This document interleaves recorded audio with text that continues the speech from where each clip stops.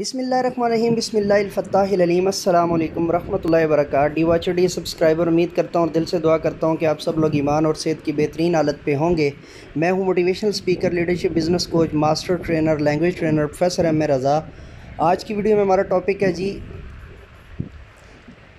آفاق اردو کی 7ویں کتاب، صفحہ نمبر اول، نیو کورس، اور سبق اول حمد۔ اللہ رب العزت کا بے پایاں فضل عظیم ہے کہ جی ہم 7ویں کتاب کا جو ہے وہ پہلا سبق جو ہے وہ شروع کرنے جا رہے ہیں، اور اس کی جو ہے وہ آن ڈیمانڈ لیکچر جو ہے وہ آپ کی خدمت میں پیش ہے۔ اور اس سلسلے میں جو ریسورسز ہم تک پہنچائے ہیں، میں بارے دیگر اس عظیم جو ہے وہ شخص کا نام آپ کے سامنے جو ہے نا وہ ضرور لینا پسند کروں گا، محترم ملک ارمان صاحب بنیر سے۔ تو انہوں نے یہ جو ہے نا وہ ہم تک ریسورسز پہنچائے ہیں، تو بارے دیگر ان کا بھی شکریہ کہ ان کی وساطت سے یہ جو لیکچر ہے یہ آپ تک پہنچ رہا ہے۔ تو ڈیئر اساتذہ کرام، سبق کو پڑھانے سے پہلے میں مقاصد پڑھاؤں گا اور مقاصد آپ کو سمجھاؤں گا۔ ایک بات آپ بنیادی طور پہ ذہن میں رکھ لیجئے کہ چونکہ یہ 7ویں کلاس کے بچے ہیں، اور 7th کلاس جو ہے اصولی طور پہ وہ کلاس ہوتی ہے جس کے بعد آپ کا جو بچہ ہے وہ مڈل کے تمام جو ہے وہ ایگزامز کے حوالے سے فلی پریپیئر ہو چکا ہوتا ہے۔ تو ایک بات یہ ذہن میں رکھیے گا کہ اگر آپ کے بچے کے اندر 6ٹھی کلاس کے اندر تمام جو ہے وہ اردو کے مقاصد جو ہے وہ نہیں ڈالے گئے، نہیں سمجھائے گئے، تو آپ کے لیے مشکل پیش آئے گی۔ اس سلسلے میں میری الگ سے جو ہے نا وہ ویڈیو جو ہے وہ چینل پر موجود ہے، ٹیچرز ٹریننگ سیشن، آفاق ٹیچرز ٹریننگ سیشن، اس کے اندر بھی میں نے اس کو کچھ انداز میں بیان کیا ہے، اور عنقریب ایک ٹریننگ سیشن اور میرا آ رہا ہے جس کے اندر میں نے یہ بیان کیا ہے کہ کیسے آپ کے پاس جو بچے آتے ہیں، آپ نے ان کو پچھلی کلاس میں نہیں پڑھایا، کسی اور ٹیچر نے پڑھایا، کسی وجہ سے پچھلی کلاس کے اندر وہ بچے جو ہے وہ نہیں صحیح طریقے سے جو ہے نا وہ پڑھ پائے، اور اپنا جو ہے وہ ووکیبلری کا لیول، اپنا جو ایکسنٹ لیول، اپنا جو ہے وہ ڈسکشن لیول اور ایکسپرٹیز لیول جو ہے وہ اس حد تک نہیں لے کے آ سکے۔ تو ایسی صورت میں ان بچوں کو آپ نے کیسے جو ہے وہ ٹرین کرنا ہے، اس کے لیے ایک الگ جو ہے وہ ٹیچرز ٹریننگ سیشن درکار ہے، اور میں انشاءاللہ العزیز وہ ٹیچرز ٹریننگ سیشن آپ کو بہت جلد دوں گا کہ اس طرح کے مسائل کے اندر جو ہے وہ آپ نے کیسے ان کو اوور کم کرنا ہے۔ چونکہ سب سے بڑا پرابلم یہ ہوتا ہے کہ پچھلی کلاس کے اندر آپ کے پاس اردو نہیں تھی، آپ کے پاس اردو نیکسٹ کلاس کی آئی، تو آپ کے جو دوسرے ٹیچرز تھے وہ ضروری نہیں ہے کہ میرے چینل کے ساتھ اٹیچ ہوں، یا ضروری نہیں ہے کہ ان کے پاس جو ہے نا وہ ٹریننگ سیشنز جو ہے نا وہ اتنی انہوں نے اڈاپٹ کی ہوئی ہوں، یا اتنی سن رکھی ہوں، یا اتنی جوائن کر رکھی ہوں کہ ان کے پاس یہ ساری چیزیں جو ہے نا وہ آ جائیں۔ تو اس حوالے سے بھی بنیادی نقطہ ایک میں آپ کو بتا دوں کہ آپ کا بچہ جو ہے وہ جو 7th کلاس میں آپ کے پاس آیا ہے، اس کا ایک چھوٹا سا نارمل سا ٹیسٹ لیں، اور وہ ٹیسٹ لے کر وہ اوریجنل اس ٹیسٹ کی کاپی، جو وہ مطلب کاپی سے مراد یہ کہ وہ جو پرچہ ہے اس کا وہ اپنے پاس رکھ لیں۔ جو ہی بچے جو ہے نا وہ 7th میں آئے نا، اور وہ ٹیسٹ ہونا چاہیے 6ٹھی کلاس کی اردو میں سے، اس کا رزلٹ کیا ہوگا کہ وہ آپ کے پاس پڑا ہوا ہوگا، اور بچہ جب نیکسٹ غلطی کرے گا 7th کلاس کے اندر، اور اس کی بیس جو ہے وہ 6ٹھی کلاس ہوگی، تو آپ کے پاس وہ پروف موجود ہوگا۔ آپ جو ہے نا وہ اپنے کوآرڈینیٹرز کو یا اپنے اسکول کی انتظامیہ کو بتا پائیں گے کہ سر یا میم یہ جو ہے اس بچے کی ڈیفیشنسی، یا اس بچے کی ویکنس، یا اس بچے کے اندر جو یہ کمزوری ہے، یہ 7th کلاس میں آ کے 1 مہینہ پڑھنے کی وجہ سے نہیں ہے، یہ اس کے کانسیپٹ جو ہے وہ پچھلی کلاس میں کور نہیں کروائے گئے، اور یہ ان کا پروف ہے۔ اور میں اس کے اوپر جو ہے وہ تھوڑی محنت کر رہی ہوں، لیکن بچے کے اوپر 7th کلاس کا برڈن بھی ہے، اس وجہ سے اس کو جو ہے وہ اتنا جلدی جو ہے نا وہ بہتر نہیں کیا جا سکتا۔ سمجھ آ رہی ہے جی بات کی آپ کو؟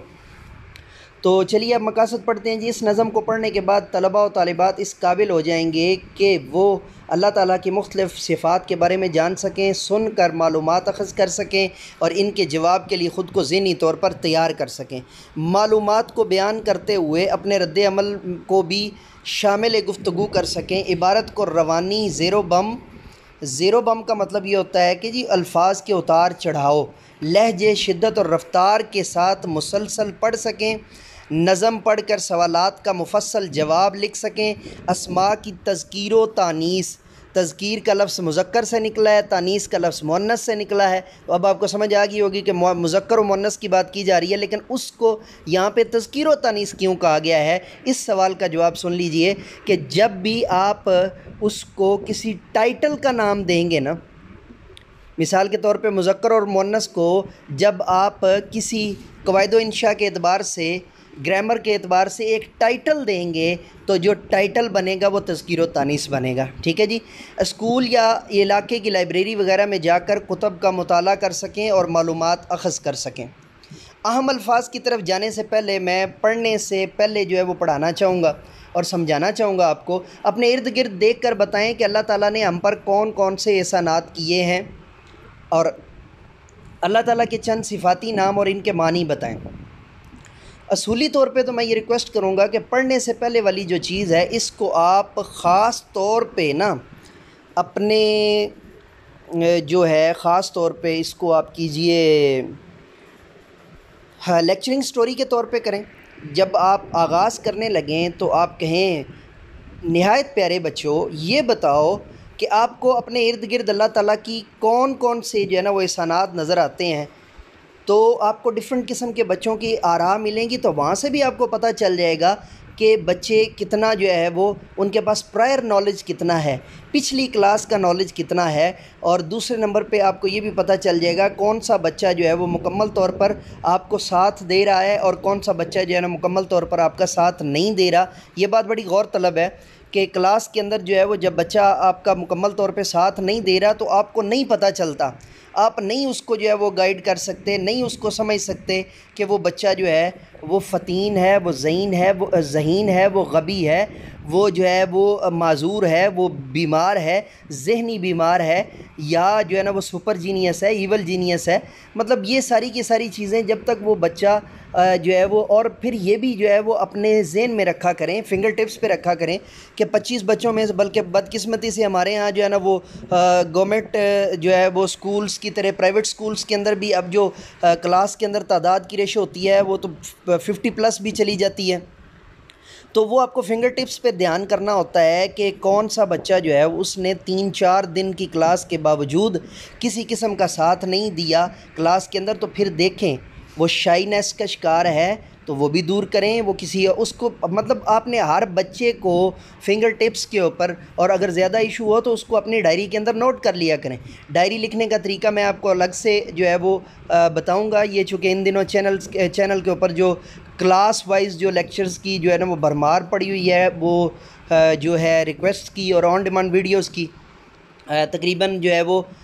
اس وقت تک 35 کے قریب جو ہے وہ آن ڈیمانڈ ویڈیوز جو ہے نا وہ موجود، ان کا جو ہے نا وہ ڈیمانڈ موجود ہے، تو اس وجہ سے وہ جو ہی مکمل ہوتی ہے تو میں پھر ڈائری لکھنے کا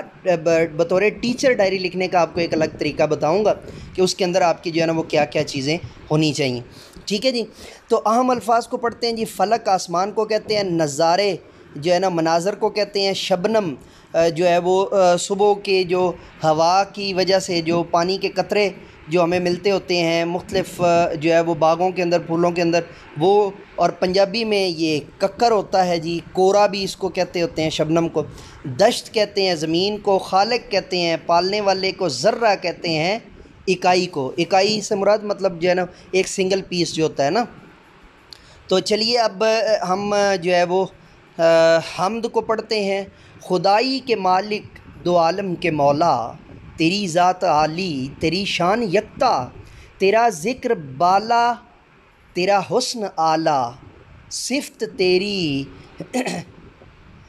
تیری رب تبارک تعالی، تیرا نور جلوہ فگن چاندنی میں، ستاروں میں خورشید کی روشنی میں، زمیں کا حسین فرش تو نے بنایا، سکون بخش عالم یہ سبزہ اگایا، درختوں سے زینت زمیں کو عطا کی، حسین بیل بوٹوں سے رونق بڑھائی، یہ جاڑا، یہ گرمی، یہ بارش کا موسم، یہ سورج کی کرنیں، یہ تاروں کی چمچم، میں نے جی زیرو بم کے ساتھ آپ کو جو ہے وہ پڑھ دیا ہے. اب ہم اس کی جو ہے وہ تشریح کی طرف آئیں گے. اور تشریح کی: خدائی کے مالک، دو عالم کے مولا. خدائی یعنی تمام جن و انس، چرند پرند کے مالک، دو عالم کے مولا، دونوں جو ہے وہ عالموں کے، دونوں جو ہے وہ جہانوں کے جو ہے وہ مالک. تیری ذات عالی، تیری شان یکتا، یعنی تو ہی جو ہے نا وہ تیری جو شخصیت ہے وہ بہت بلند ہے، اور تیری جو شان ہے وہ واحد ہے، تو ہی اکیلا ہے. تو جیسے وہ خوبصورت شعر ہے نا: جگ میں آ کر ادھر ادھر دیکھا، تو ہی آیا نظر جدھر دیکھا. اور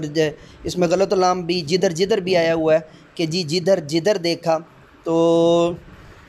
مزید آپ نے اس لفظ کو، اس شعر کو کنفرم کرنا ہے تو ایک چیز میں جو ہے نا اردو ٹیچرز کو بار بار بتاتا ہوں کہ میری ایک چینل کے اوپر میری ایک پلے لسٹ ہے بیت بازی کے نام سے. اور انگلش میں اگر آپ نے لکھنا ہو تو اردو بیٹل،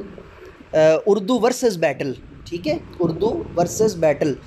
اس کا نام ہے، یا اردو بیٹل ورسز کے نام سے بھی آپ جو ہے نا بائی پروفیسر ایم رضا لکھیں گے تو وہ آ جائے گی سامنے، یا سیدھا پلے لسٹ میں چلے جائیں. وہاں آپ کے لیے جو ہے نا وہ بڑی ایک خوبصورت چیز ہے. اور وہ خوبصورت چیز کیا ہے؟ وہ خوبصورت چیز یہ ہے کہ الف سے لے کر یہ تک ہر حرف کے ساتھ جو ہے وہ 200-250 اشعار جو ہے، یعنی درجنوں بیسیوں اشعار جو ہیں اس کے ساتھ وہاں پر ان کی ایک الگ پلے لسٹ بنائی گئی ہے. وہ کوئی 39-40 کے قریب جو ہے وہ ویڈیوز ہیں، اور ان کے اندر جو ہے نا وہ یہ بھی طریقہ بتایا گیا کہ بیت بازی ہوتی کیا ہے اور بیت بازی کے لیے بچوں کو تیار کیسے کرنا ہے. ٹھیک ہے جی. تو وہاں سے اشعار آپ نے اگر بیت بازی کے حساب سے اکٹھے کرنے ہوں تو وہ آپ کر سکتے ہیں. اور اس کے ساتھ جو ہے وہ جو غور طلب چیز ہے وہ یہ ہے کہ بیت بازی کے اوپر جو ہے وہ آپ کا رجحان اور آپ کا جو ہے وہ بہت زیادہ ہونا چاہیے. چونکہ 7ویں کلاس کے اندر اگر آپ نے بچوں کو جو ہے وہ آلموسٹ ایک مثال کے طور پہ آپ کا جو ہے وہ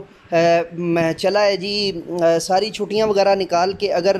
120 دن یا 30 دن کا سیشن چلا ہے اور پر ڈے آپ نے ایک شعر بھی بچے کو یاد کروایا ہے تو 120 یا 30 اشعار جو ہے وہ بچے کو یاد ہو گیا. اور 120 یا 30 اشعار لے کر جب وہ 8ویں کلاس میں جائے گا تو نہ صرف آپ کی نیک نامی ہوگی، آپ کا جو ہے نا وہ نام بالا ہوگا، بلکہ وہ جو ہے آپ کے نام کا ڈنکا ہر جگہ پہ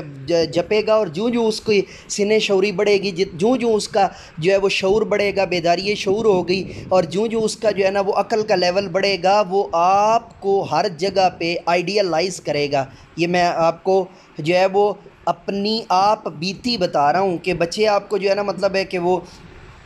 بچے میرے پاس جو ہے نا اکثر و بیشتر، چونکہ میرے پاس جو ہے وہ تھورولی انگلش کا سبجیکٹ رہا ہے، لیکن میرے جو اولڈ اسٹوڈنٹ ہیں ان کے جو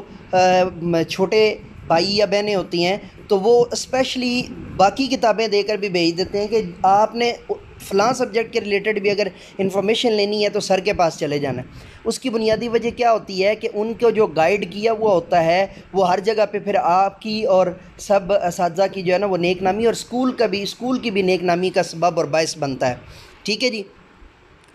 تو تیرا ذکر بالا تیرا حسن اعلیٰ، تیرا ذکر بالا تیرا حسن اعلیٰ، کہ تیرا بالا کا مطلب ہوتا ہے بلند اونچا، حسن اعلیٰ، اعلیٰ اور بالا جو ہے وہ دونوں مترادفات ہیں. صفت تیری رب تبارک تعالی، تبارک تعالی یعنی اللہ رب العزت کا وہ نام جس سے ہر چیز کا آغاز ہوتا ہے. تیرا نور جلوہ فگن چاندنی میں،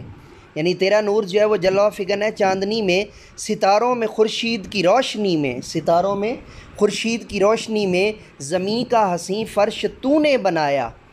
خورشید جو ہے وہ کہتے ہیں جی آفتاب کو، خورشید یعنی سورج کو. خورشید، سورج اور آفتاب جو ہے وہ تینوں سینونیمز ہیں یعنی مترادفات ہیں.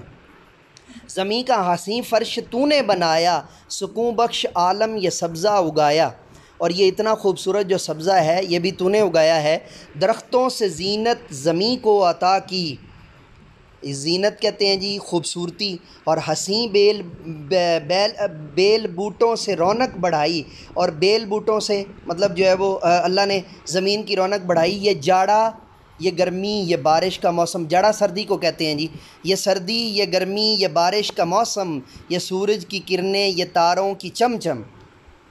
یہ سورج کی کرنیں، یہ تاروں کی چمچم۔ یہاں پہ میں آپ کو ایک بطور شاعر اور بطور مصنف ایک نکتہ آپ کو سمجھا دوں کہ سردی اور گرمی ہوتا نا تو یہاں پہ جو ہے وہ یہاں پر بھی قافیہ بن جانا تھا، اور پھر آگے جو ہے اس کو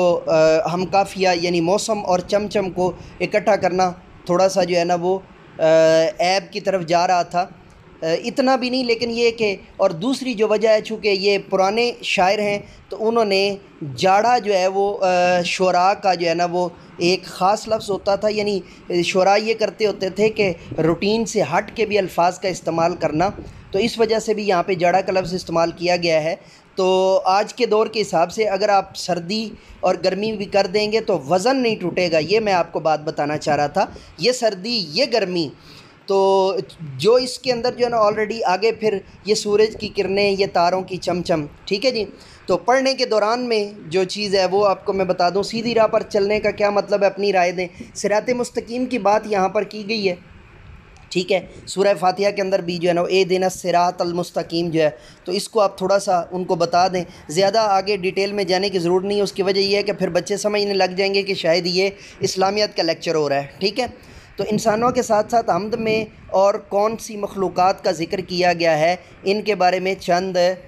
جو ہے وہ الفاظ میں بتائیں۔ اچھا جی، کن کن کا ذکر کیا گیا ہے میں آپ کو بتا دیتا ہوں جی۔ اس میں جو ہے وہ چرند پرند کا ذکر ہے، سبزہ اگانے کا ذکر ہے، درختوں کا ذکر ہے، اور اس کے ساتھ ساتھ جو ہے وہ